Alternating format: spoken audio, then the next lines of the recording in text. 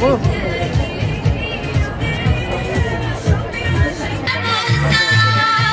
İnsanlar el ele tutuşsa.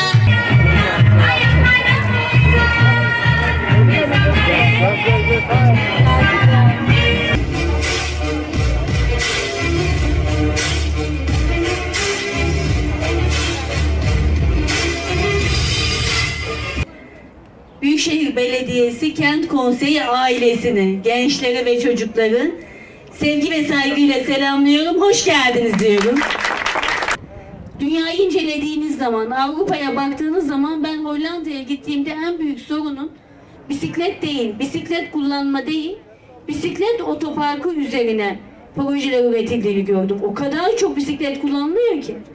Artık bisiklet otoparkı bizim bugün aynen otomobillerde olduğu gibi yeni projeler üretmeyi, yeni alanlar üretmeyi ihtiyaç haline getiriyor. 50 kilometrelik bisiklet yolunu açıyoruz. Hayalim şu, görünür olmak. Bisiklet yollarında her yerde gençler bisikletleriyle geçsin istiyorum. Bisiklet yolu yapmak elbette önemli ama asıl olan şey sizin zihinsel dönüşümünüz, yaşam planlamanız.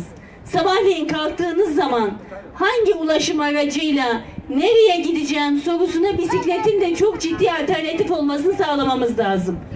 Ben caddelere dolaşırken, giderken bisiklet yolunu çok daha fazla kullanan gençleri görmek istiyorum dedim.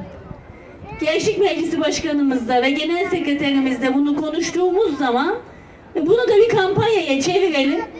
Bize gelen, bize güvenen, bizim meclisimize katkıda bulunan Gençlik Meclisimizi tatilde ödüllendirelim.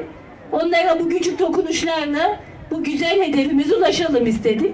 Bu kampanya bu bakış açısının bir sonucudur.